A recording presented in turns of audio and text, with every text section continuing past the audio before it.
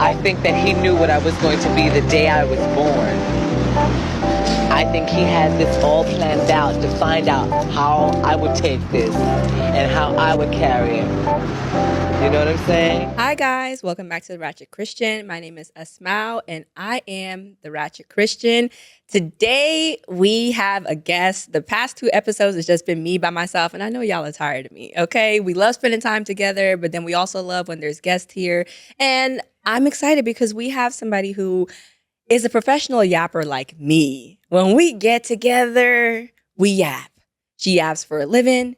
We yap in our friendship. We get coffee. We talk about everything. And I've been so excited to have her on the podcast. And today she was able to clear her schedule for me, y'all, and stop by the podcast. I want y'all to give a very warm welcome to my friend and comedian, Nicole Dan. Hi, Nicole. Hi.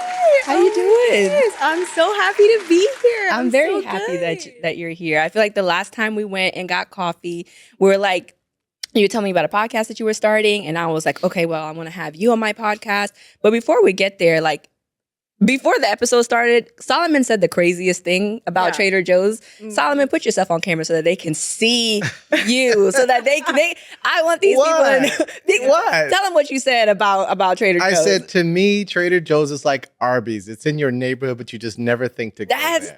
That's just the way. No. That's not right. That's not right. I can tolerate a lot of things, but I draw the line Absolutely at not. Trader Joe's splendor. You know what I mean? And you brought up a good point. Like, Arby's doesn't have merch. Arby's has 2 things at best. Yeah. The roast beef and the fries. I'll give them the curly fries. And the fries are iffy. Well, actually, the fries are actually more consistent than the roast beef. They have the Jamocha shake. Have you had that? Oh, so you eat at Arby's? I used to work there a long time ago. Yeah. Okay. Oh, do you still eat there? You didn't answer the No, question. like I said, I don't even think, and it's walking distance from here. You see, you like Arby's, so anything that you say, I just don't. No, Anybody who eats at Arby's, I just appreciate the things that they have. You just appreciate the things that they have. Okay. Yeah. See, I nothing that you say after that counts to me. People who eat Arby's are like, I have no word for it. I'm never speechless. But you know what? Maybe you're watching this and you eat Arby's, and I'm not even trying to like go there with you. Yeah. Well, They're serious people. I don't know who does. I don't know a single Solomon. person except for That's Solomon. my Solomon point. eats I don't eat at Arby's either. That's my you point. do. Solomon doesn't even eat Arby's. He doesn't even eat Arby's. He's denying it now. He's denying No, it that was now. my whole point with Trader Joe's. I don't go to Trader Joe's and I don't eat at Arby's. Sure. That's what I'm saying. You think you're better than me, huh? You think you're better than me? Oh, no, I'm kidding. Okay, I'm getting sidetracked I'm because I'm serious. like, that to me was I love Trader Joe's. I as could you talk can about tell. Trader Joe's all day. We can go to Trader Joe's Let's after do it. this. Let's 100% do it. Okay, so I have like a conspiracy that this year alone, I've seen so many like more people of color in Trader Joe's. Like I'm seeing a lot of us at Trader Joe's. Like when I used to go to Trader Joe's, I feel like I was like the only Black person in there. And now like we're all over the store, and I'm like, they're gonna start adding recalls, guys. We have to break this up. Like we have to break this up. We can't all be in here at once. We gotta like take turns coming in here. Listen though, like people of color, like we love a good snack. Us. You have snacks hidden behind these. I do clothes. have Like, we a love snack in snacks. mine.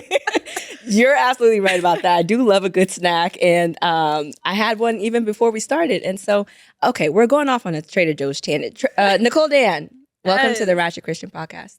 Thank you so much for having me. I'm so excited. I'm excited that you're here. How did you get into comedy? I feel like that's such a vague question, but it's like I met you at a comedy show, I think maybe 2 or 3 years ago. Yeah, It was a while ago. It was literally like when I first started comedy, because like I think it might have been even like my like 3rd show. Like it was early, and we met. I don't remember exactly what show it was, but I had It was seen guys' night. It was no, it wasn't. It was a Oh guys' my night gosh, show at okay. the Ha Ha Comedy Club. I remember. Yeah. I remember, yeah. And I had seen that you were a Christian, because I was also a Christian, but I didn't really know any other Christian comedian. Right. And I feel like, I don't know if this is like a Christian thing or just a comedy in general thing, but I just feel like when you're like into comedy, it has to be like a calling kind of. Yes. You really have to be You gotta be graced into to do it. Yeah. And so when I saw that, I was like, oh my gosh, like I really feel like you would understand like being in comedy and then like being a Christian and stuff. So I think I DM'd you. I don't remember. But somehow we got in touch. I think we met in person and then you DM'd me, or maybe you DM'd me and then somehow we ended up meeting like soon after. Yeah. I'm like, how do I know you? Like, how do we know each other? At Arby's? I don't know. Or was it at Trader Joe's? I just know that we met in person, and then there was also a DM, and I just remember you just being like so sweet, so bubbly, so like beautiful and fun, and like, I'm a Christian, I do comedy. I was like, what? Like, come here, And so, yeah, that was my first introduction to you, and you've just been consistently that ever since. And so, like, I know you were just talking about being graced to do comedy. How did you get into comedy? Do you feel like it was a calling? Do you feel like God like woke you up in your sleep and was like, Nicole, it's time? That's actually such a good question, because I feel like you said, like, it kind of is kind of a broad question, but I like how you kind of phrased that, because it really wasn't like a God was like, okay, go do this. It was kind of like a gradual thing. Like when I was like maybe like 5 years old, my dad pulled me aside and he was like, okay, what do you want to be when you grow up? And I was like, I thought about it and I thought like, I want to be a stand-up comedian. No way. Yeah. And then at 5? My dad being like just, strict Chinese Mexican father was not stoked about that. The best of both worlds. Was like, no, you're going to own a business and then you're going to be a mathematician. No, he was like, you're going to be a doctor or a doctor. Yeah. That's it. You can be a funny doctor. A funny doctor. Yeah, you can be a lawyer. Right. But that was my option. Right. So I kind of like put that aside for a really long time. And then when I got to college, that's when I did my first open mic. And that was really just for funsies. Like, I think I did like musical comedy or something. Oh, okay. In the trenches with it. Yeah. I started out rough. Super rough. Yeah. But it was like a really forgiving like college audience. And from then on, I was like, I'm gonna be great at this. Yeah. Because it's like, when you have like a college vibe, it's just, it was an easy room. Yeah. But I really just kind of built from there and like got connected to other people who like comedy. And then in terms of like growing in my faith in doing comedy, like, I don't know, that kind of like happened at a different time when I started comedy. But I was actually baptized on April Fool's Day, though. No way. So okay. I feel like a little comedy is in there. God has a sense of humor. I feel like we're funny because he's funny. I have a very funny relationship with God. Like, I don't know if I'm not insane. God is real. Jesus is real. He tells me jokes and I laugh at them. And I feel like God thinks I know he knows I'm funny. Yes. And so it's like, for me, the Lord and I have a very funny relationship. And it's like, we're funny because he's funny. And so I think being funny is spiritual. That's a lot to say, but it is, Yeah. Because it's like we, as comedians, we kind of put language to very nuanced things. And I think that's why people are able to laugh, because there's like, oh, wait, I didn't know why this was funny. But when you said it, it made me understand why it was funny. Yeah. Absolutely. Yeah. I think comedy is important. Can you tell? I mean, yeah. I love the way that you speak about comedy, because it's so true. I love comedy. It's really not just like telling jokes. It's not a pride It's so thing. beyond that. It's really just like, it's deep. It's It's spiritual. super deep, yeah. And it's important for connection and for telling stories and being like truthful too, I feel like. Like there's so much like truth that needs to like come out in comedy. Like that's really what, I don't know. That's another thing that I'm like we can take it there and make it like a very good like Christian podcast. Be like, yeah, so good. Yes. But no, you're right. I feel like there's something about truth that resonates with you, no matter like how you get it, whether if it's in a joke or if it's in like a movie or show, because we know who the truth is. Like the truth is familiar to us, and comics who speak the truth, I feel like, are even more powerful. So would you consider yourself like a Christian comedian, or are you just a comedian that happens to be Christian?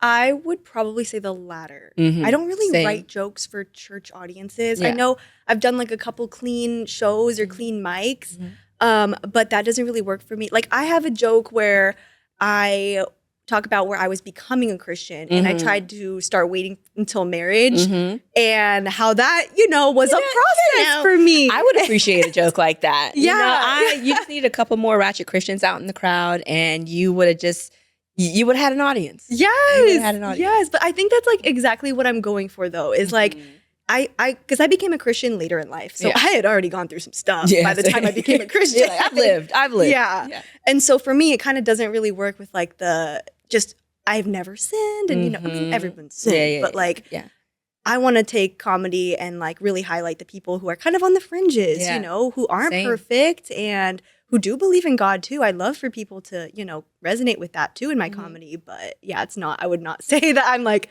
fully a Christian comic. You know what I mean? I think that's why I resonate with you a lot. I just adore you and like get along with you because I feel like we're similar in those ways. Whereas like I've kind of felt like an outcast in most sectors of my life, you know, whereas like whether, you know, it's with this group or that group, like I just never quite felt like I fit in fully anywhere. Yeah. And I just started to just embrace that, you know, and just find more people who didn't fully fit in anywhere because it's like that's a category of its own. You know, it's like I am all things, you know, and I can be all things to all people or whatever that scripture is in the Bible. And so I feel like I'm always just talking to people who are like me, where it's like, okay, well, I wasn't born perfect and I didn't arrive at my faith perfect and I'm still being perfected. Like I make mistakes and I get it wrong. But when it came to like being like a Christian and a comedian, like at first I kind of like struggled with like my identity in that, you know, because I do church shows and I work clean, you know, I don't cuss in my comedy, but I talk about everything. You know, I talk about my raunchy past. I talk about politics. I talk about race. I talk about a lot of things. And I feel like God allowed me to just be myself in those spaces and to push the envelope in those spaces. Because I feel like church shows used to just be like Father Abraham jokes and Mother Mary jokes. And it's just not that anymore. You know, I feel like God is calling us all to be excellent in whatever gift he has us in. And that doesn't mean like conforming and doing comedy the way this person would as a Christian. It's like being yourself and not cussing. That's what I do. I'm like, I'm just going to be myself and like not cuss. Yeah. So I love the fact that you don't compromise on that. You recently started a podcast of your own. Can you tell me more about that? Yes, absolutely. So actually the first episode is going to drop by the end of February. Yay! Okay. So I'm so excited. I'm super excited. And where will we be able to find that? That's going to be just everywhere. Like everywhere? YouTube, Spotify, Apple Podcasts. Like I'm just going to put it out there. So so that's going to be at the end of February. But that podcast, I really had kind of a similar like experience too, where I really felt like, okay, I'm a Christian, I'm sold, I'm here, I love the Lord. But there are some things that I feel like being in the Christian world, you just maybe not, like I love a lot of Christian content creators. I love the Christian world. I love like media and everything. We love our brothers and sisters. We have to say that. This is not an anti-Christian podcast. We are y'all. Y'all are us. We love the Lord and we love our brothers and sisters in Christ. And also. Yes. And also. I just really wanted to continue to speak on kind of being in that in-between of like, we're here, but we have questions. Yeah. It's okay to understand, like want to understand things that are like, seem like they don't make sense about the Bible. So like, for example, I would start doing like Bible studies, like when I first became a Christian. And what literally like saved my soul, like what made me become a Christian was like people in my life who would be willing to sit down with me and like answer the questions that I had. I had questions from like, did Jesus just make a pun here to like, what does the Nephilim mean? Like, are we all cooked at the end of Revelation? Like, what's going to happen? Like, and not everybody, but like the people who really made an impact on me would just answer them or take my questions seriously. And so with this podcast, I really wanted an opportunity to like sit down and kind of showcase that process to people of like, here's this question I have about the Bible. It could be like a really big question. It could be like kind of a smaller, silly question, but like, let's talk about it. Yeah. There's so much to talk about with what's in the Bible. And I love that because it's like, that's so true to how God is. He invites us to sit down and like reason with him. Yes. He's not a tyrant. He's not so fragile or egotistical that you can't question him. You know, God gave us a brain and we're allowed to use it. And he doesn't get offended if we ask him questions. That's why it's a relationship and not a dictatorship. Absolutely. So I think it's great to have like a podcast where people are in a safe space where they can ask questions. They don't have anything to lose by asking questions. Because sometimes, you know, you go to church, you ask the wrong question, you might lose your friends. Church friends. That's sad but true. Yeah, that's actually what the first episode I'm going to talk about is. Okay. And I mean, like, you know, you get religious spaces can be really difficult. Absolutely. Like, and I mean, any space where there's power, any space where there's spirituality too, it can get really messy. But that's one of the litmus tests that I feel is really important is, can you ask a question? Can you disagree with somebody? You know, like. And if you do That's actually disagree, really like, good. what does that look like? Is that a conversation? Are you getting shunned? Like, are you getting told that you're not a real Christian? Because that has happened to me before. No way. Yeah, that has happened. For asking a question, it's like, you don't believe enough. That's the yeah. answer. Oh, yeah. I mean, episode number 1. We're going to talk about it. But I can share a little bit too. But yeah, that was the first really wake-up call for me when I was like, wow, I really need to be intentional about the community that I'm letting into my own life and the community that I'm seeking after. Yeah. And just because somebody says they're a Christian, you know, you have to, it doesn't mean you should be best friends with them too. Yeah. Like, we can disagree, but Yeah. disagree separately if that's more peaceful. I don't know. I'm about that too, though. Like, well, it's not everybody that you're going to like. We're called to love everybody, but it's like, just Absolutely. because somebody's a believer doesn't mean that you have to be friends. Mhm. And that's something that I kind of had to come to terms with, where it's like, okay, like, we perhaps don't like each other, but respect each other as sisters in Christ. yes. You know, I feel like I'm coming out of a season where I've just had to come to terms with a lot of different things spiritually, and Yeah. feeling like God has given me permission to really come to terms with things, you know? Yeah. Come to terms with things. And it's like, it's hard when spirituality is like mixed in, like you said, with power, with friendships, with so many things. Because it's like, I would second guess myself a lot, you know, where it's like, I would just immediately be like, okay, you know, spiritually, like, am I in sin because I'm offended by this, or do they do something offensive? Yeah. You know what I Right, mean? It's right. like, am I being unforgiving, or should I have a conversation with this person about what they did that hurt me? Yeah. So like, I absolutely. feel like in any other setting, if it's at work, oh, I'm stepping to you. You did something wrong.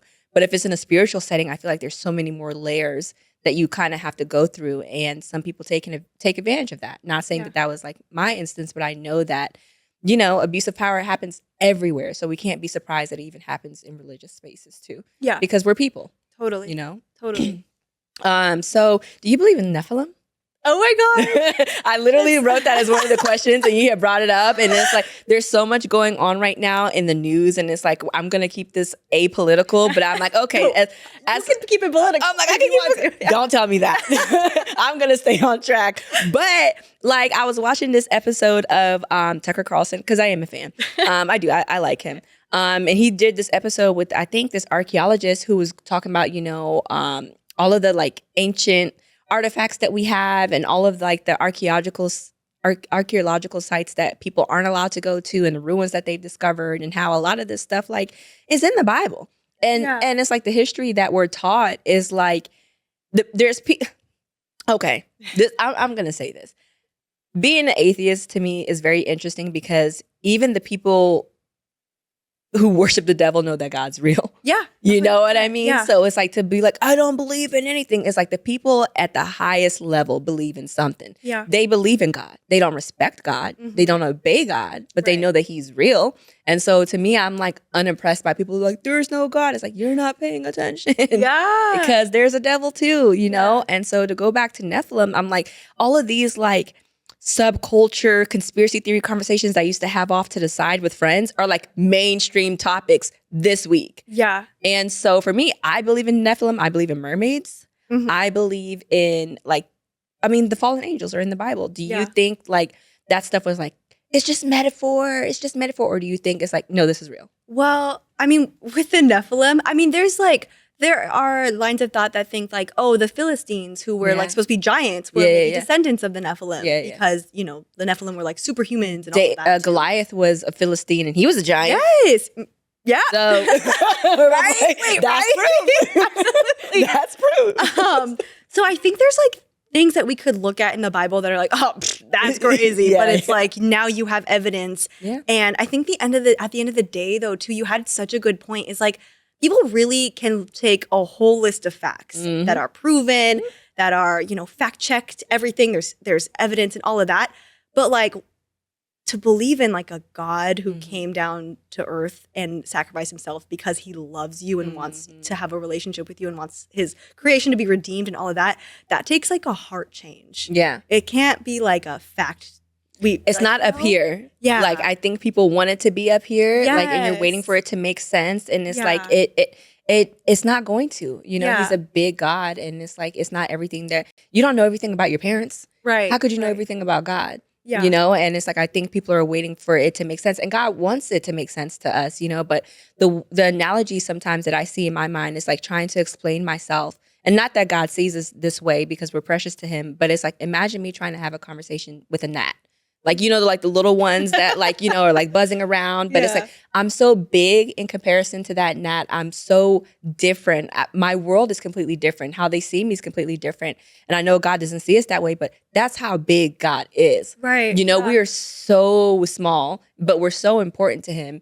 But it's like, I'm not, in this lifetime, how could we try to know fully all that He is, all that He encapsulates? And it's like, we're welcome to try, but I don't think that should be something that's like, well, I don't get it, so I'm not going to say, okay, well, ask questions. Yes, totally. Ask questions because God wants to be known by us. Yes, I love that so much. He does. When you were talking, because I work with like kindergartners. Yeah. I am a teaching assistant Stop. with kinders, and every single day fever. they ask me the dumbest little questions. Yeah, exactly. It's so cute though, because they just genuinely want to know, and I feel curious. like and I feel like that's how God can be with us, but He's infinitely patient. Sometimes yes, because of this, you know, But I love that so much, and to be quite honest, I don't really know exactly where I stand on the Nephilim. Mm-hmm. Like I want to though, because that's you know that's my whole goal is to really have a deeper understanding of even things like that seem crazy, like the Nephilim. But I mean, if you look at it now they're having real world implications. That's what I, you know, was thinking about with the LA fires too.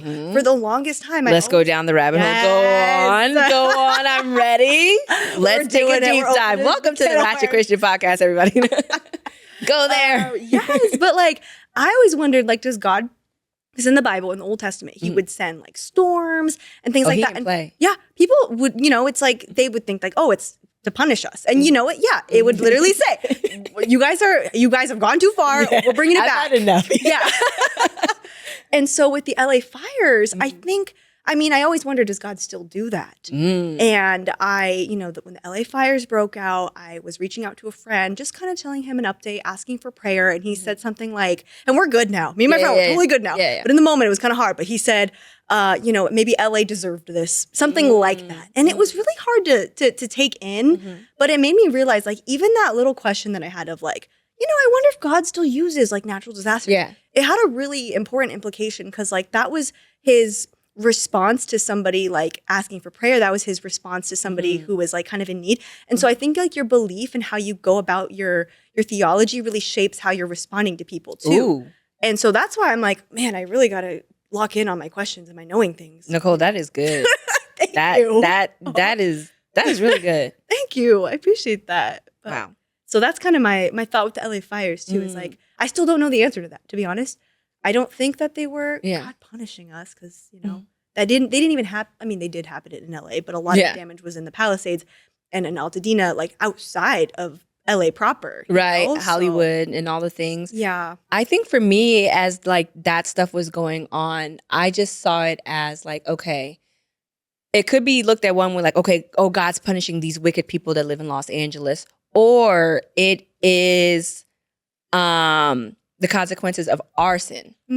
Arson. God does still use natural disasters to get our attention, not to like hurt us. And I don't even want to say natural disasters to get our attention, but it's like it does happen through the consequences. The land sometimes can be so filled with sin that it's like we serve a perfect God. He's going to balance the scales one way or another, but I don't think He brought that on us to like hurt people. And if anything, it's kind of like being shown that it was man-made. There was somebody who had something to gain by doing that. So when a lot of these types of things happen, everybody's like, where's God? It's like, did you check the devil's location?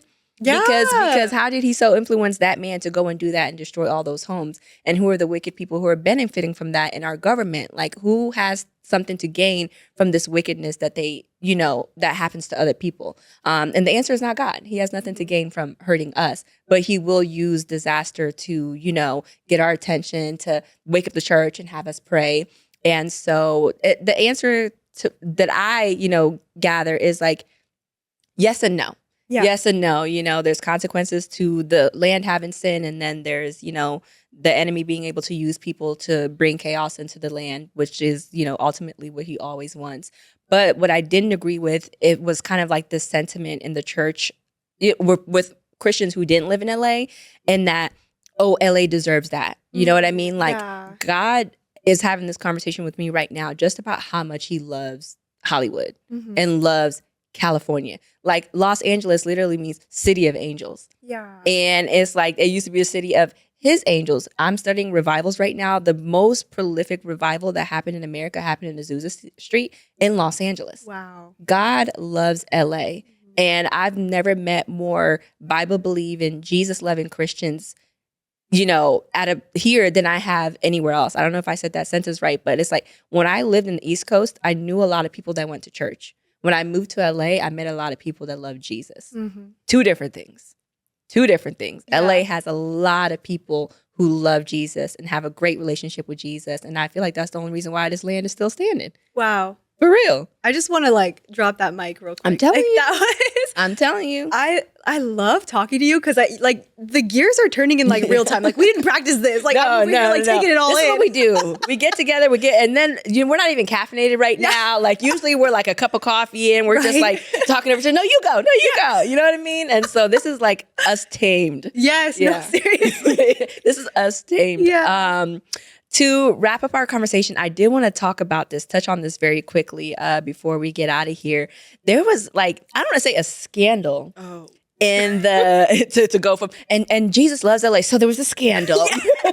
Listen, we're still comedians in Hollywood, okay? Right. There was something that shook the comedy world. And I don't want to say the perpetrators' names because I don't want to give them any more attention. Yeah. But we can talk about the club and its owner because it's like, as comics, like, that's our place. Yeah. You know? So what did you think about what was going on with the Hollywood comedy recently and how they were kind of being doxxed by influencers? Which is nuts. Because like I will say this, like the Hollywood comedy, it's the only like immigrant woman owned club in Los Angeles. Right. It is the one club where I feel like I can go to and not get sexually harassed. Yeah, It's like, I mean, I could give you a list of all the other clubs where I could really feel like, probably could kind of fit more of that box. But like, I was just really like surprised. Yeah. I was just really like, no way. They deserve it the least. Like the Hollywood comedy is solid. At least to me, like in the comedy community, they're consistent. They don't cancel mics. You can always go up. Like every time I've had a big opportunity and I needed to work out my stuff,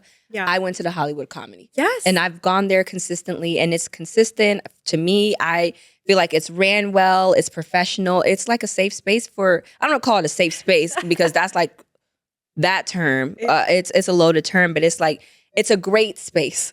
For comedians, and to see people who aren't in the comedy world try to come in and tarnish that, like that really bothered me, and I felt really bad for Jayoon. I'm sorry if I'm saying her name wrong, but it's like the Hollywood comedy didn't deserve that. Absolutely not at all. Even the host Barry, he and I did a roast battle, and like that's the type of show where like he's throwing insults at me, I'm throwing insults at him. We're supposed to be like.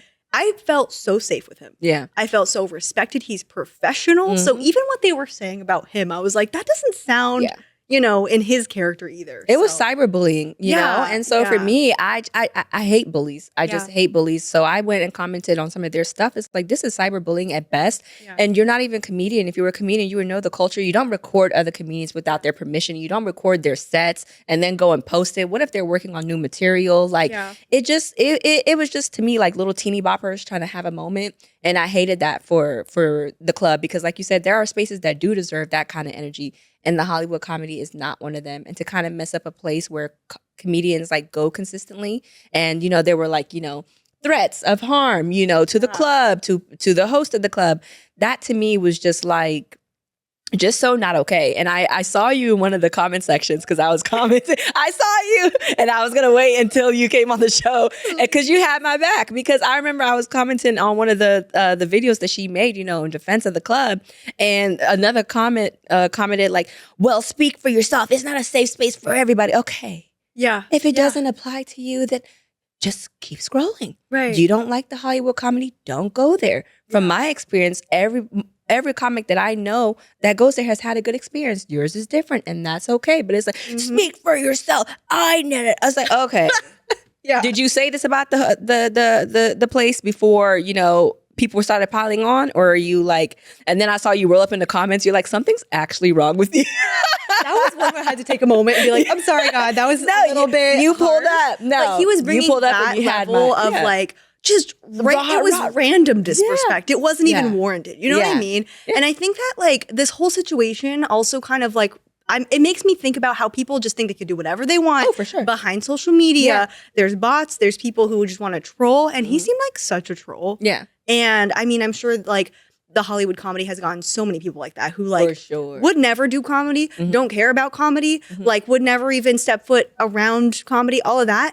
But like they just are not even fans of comedy. It's like, okay, you're not a fan of comedy. You're not a comedian yourself. It's like, so your opinion on this topic does not count, does not matter. Yeah. And so that's what I said. I'm like, the people who actually go to your establishment know what's up. So it's like, even if they flood it with negative comments, it's like us within the community, we know that it's a good place to go. Yes. And so I just hope her business recovers. Hollywood Comedy, we wish you the best. Absolutely. I'm going to land this plane for us. But before you go, Nicole, is there anything that you want to plug? I know your podcast is coming up. Where can they find you on TikTok, all the socials? Like, please let us know. Thank you so much. Yeah, if you want to check out my podcast, go ahead and follow Nicole M. Dan. That's my Instagram. So I'm going to be posting the updates. And when it drops by the end of February, I will put it there. So yeah, go check it out. Go check it out, guys. And I myself will also make sure that I share it. I love comedians. I love female comedians. I love people that I love doing great things and people who are funny and talk about Jesus. It's just a love fest. And I love you all. I don't know where I'm supposed to look. Solomon, where should I look? Right here? Okay, I'm sorry. I'm looking all over the place. They're like, what's going on with her? Yeah. But sorry, I got confused for a second. But thank you all for watching. If you're here on YouTube, if you're listening on Spotify and Apple Podcasts, because y'all be listening. I have listeners in Ghana on Apple Podcasts. Okay, yeah, and different. So I hear y'all, I see y'all, and I appreciate y'all. And yeah, we'll be back for another episode whenever I come back. Bye, guys.